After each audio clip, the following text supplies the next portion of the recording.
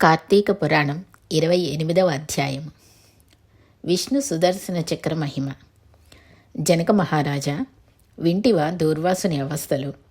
తాను ఎంతటి కోపవంతుడైనను వెనక ముందుల ఆలోచింపక ఒక మహాభక్తుని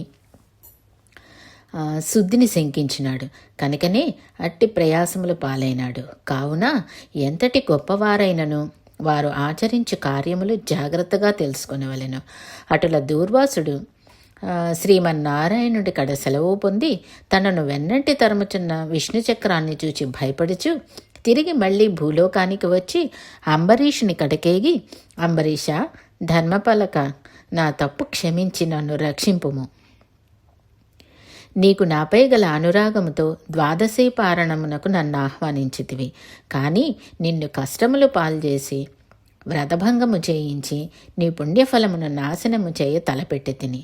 కానీ నా దుర్బుద్ధి నన్నే వెంటాడి నా ప్రాణములు తీయుటకే సిద్ధమైనది. నేను విష్ణువు కడకేగి ఆ విష్ణు చక్రము వలన వచ్చే ఆపద నుండి రక్షింపమని ప్రార్థించి తిని. ఆ పురాణ పురుషుడు నాకు జ్ఞానోదయము చేసి నీ వద్ద కేకమని చెప్పినాడు. కానా నీవే నాకు శరణ్యము. నేను ఎంతటి తపస్శాలినైనను ఎంత నిష్ట కలవాడనైనను నేను నిష్కళంక భక్తి ముందు అవి ఏమియోడం పనిచేయలేదు. నన్ను విపత్తు నుండి కాపాడుము అని అనేక విధాల ప్రార్థించగా అంబరీషుడు శ్రీమన్నారాయణుని ధ్యానించి, ఓ సుదర్శన చక్రమా, నీకివే నా మనఃపూర్వక వందనములు. ఈ దూర్వాస మహాముని తెలిసియో తెలియకనో తొందరపాటుగా ఈ కష్టమును కొని తెచ్చుకొనెను. అయినను ఈతడు బ్రాహ్మణుడు కాన ఈతన్ని చంపవలదు. ఒకవేళ నీ కర్తవ్యమును నిర్వహింపతలచితివేని ముందు నన్ను చంపి తర్వాత ఆ దుర్వాసుని చంపుము. నీవు శ్రీమన్నారాయణుని ఆయుధానివి, నేను ఆ శ్రీమన్నారాయణుని భక్తుడను. నాకు శ్రీమన్నారాయణుడు ఇలవేల్పు దైవము. నీవు శ్రీహరి చేతిలో నుండి అనేక యుద్ధములలో అనేక మంది లోకకంటకులను చంపితివి. శరణు కోరిన వారిని ఇంతవరకు చంపలేదు. అందువలననే ఈ దుర్వాసుడు ముల్లోకములు తిరిగినను ఈతన్ని వెంటాడుచునే ఉన్నావు కానీ చంపుటలేదు. దేవ, సుర అసురాది భూతకోటులన్నీయూ ఒక్కటిగా ఏకమైనను నిన్నేమియూ చేయజాలవు. నీ శక్తికి ఏ విధమైన అడ్డునూ లేదు. ఈ విషయము లోకమంతటికీ తెలియను. అయినను మునిపుంగవునికి ఏ అపాయము కలగకుండా రక్షింపుము అని ప్రార్థించుచున్నాను. నీ యందు ఆ శ్రీమన్నారాయణుని శక్తి ఇమిడి ఉన్నది. నిన్ను వేడుకొంచున్న నన్నును శరణు వేడిన ఈ దుర్వాసుని రక్షింపు అని అనేక విధముల స్తుతించట వలన అతి రౌద్రాకారంతో నిప్పులు గ్రక్కుచున్న విష్ణు చక్రాయుధము అంబరీషుని ప్రార్థనలకు శాంతించి, ఓ భక్తాగ్రేసరా అంబరీష, నీ భక్తిని పరీక్షించుటకు ఇట్లు చేసి తిని, కానీ వేరు కాదు. అత్యంత దుర్మార్గులు మహాపరాక్రమవంతులైన మధుకైటబులను దేవతలందరూ ఏకమై కూడా చంపజాలని మూర్ఖులను నేను దునుమాడుట నీ వెరుంగుదువు కదా. ఈ లోకములో దుష్ట శిక్షణ శిష్టరక్షణకై శ్రీహరి నన్ను వినియోగించి ముల్లోకములందు ధర్మమును స్థాపించుచుండెను. ఇది ఎల్లరికూ తెలిసిన విషయమే. ముక్కోపియగు దుర్వాసుడు నీపై పగపూని నీ వ్రతమును నశింపచేసి నానా ఇక్కట్లో పెట్టవలనని కన్నులు ఎర్రజేసి నీ మీద చూపిన రౌద్రమును నేను తిలకించి తిని. నిరపరాధివగు నిన్ను రక్షించి ఈ ముని గర్వము అణచవలనని తరముచున్నాను. ఈతడు కూడా సామాన్యుడు కాడు.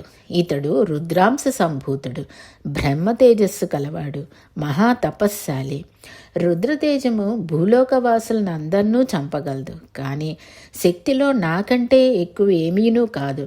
సృష్టికర్తయగు బ్రహ్మ తేజస్సు కంటే కైలాసపతియగు మహేశ్వరుని తేజస్సు కంటే ఎక్కువైన శ్రీహరి తేజస్సుతో నిండియున్న నాతో రుద్ర తేజస్సు కల దూర్వాసుడు కానీ క్షత్రియ తేజస్సు కల నీవు కానీ తొలతూకరు, నన్ను ఎదుర్కొన జాలరు.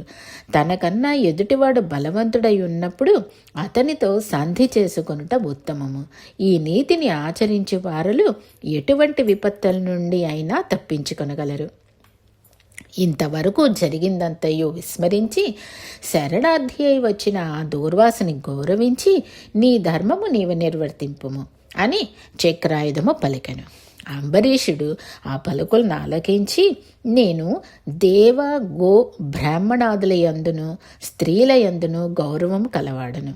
నా రాజ్యములో సర్వజనులు సుఖముగా నుండవలనదే నా అభిలాష. కాన శరణు కోరిన ఈ దూర్వాసుని నన్ను కరుణించి రక్షింపుము. వేల కొలది అగ్నిదేవతలు, కోట్ల కొలది మండలములు ఏకమైనను నీ శక్తికి తేజస్సుకు సాటిరావు. నీవి అట్టి తేజోరాశివి. మహావిష్ణువు లోకనిందితులపై, లోక కంటకులపై, దేవ గో బ్రాహ్మణ హింసాపరులపై నిన్ను ప్రయోగించి వారిని శిక్షించి తన కుక్షి అందున్న 14 లోకములను కంటికి రెప్పవలే కాపాడుచున్నాడు. కాన నీకివే నా మనఃపూర్వక నమస్కృతులు అని పలికి చక్రాయుధపు పాదములపై పడెను. అంతటా సుదర్శన చక్రము అంబరీషుని లేవదీసి గాఢలింగానమునర్చి, అంబరీష, నీ నిష్కళంక భక్తికి మెచ్చితిని. విష్ణు స్తోత్రము 3 కాలముల యందు ఎవరు పఠింతురో, ఎవరు దాన ధర్మములతో పుణ్యఫలమును వృద్ధి చేసుకొందురో, ఎవరు పరులను హింసించక, పరధనములకు ఆశపడక, పరస్త్రీలను చెరబట్టక, గోహత్య, బ్రాహ్మణ హత్య, శిశుహత్యాది మహాపాతకములు చేయకుందురో, అట్టి వారి కష్టములు నశించి ఇహమందును పరమందును సర్వసౌఖ్యములతో తొలతూగుదురు. కాన నిన్ను ఈ దూర్వాసుని రక్షించుచున్నాను. నీ ద్వాదశి వ్రత ప్రభావము చాలా గొప్పది. నీ పుణ్యఫలము ఎందు ఈ ముని పుంగవుని తపశ్శక్తి ఎంతమాత్రమూ పని చేయలేదు అని చెప్పి అతన్ని ఆశీర్వదించి అదృశ్యమయ్యను. ఇట్లు స్కాంద పురాణాంతర్గత వశిష్ట ప్రోక్త కార్తీక మహాత్మ్యమందలి 28వ 28వ రోజు పారాయణము సమాప్తము. ఓం నమ శివాయ.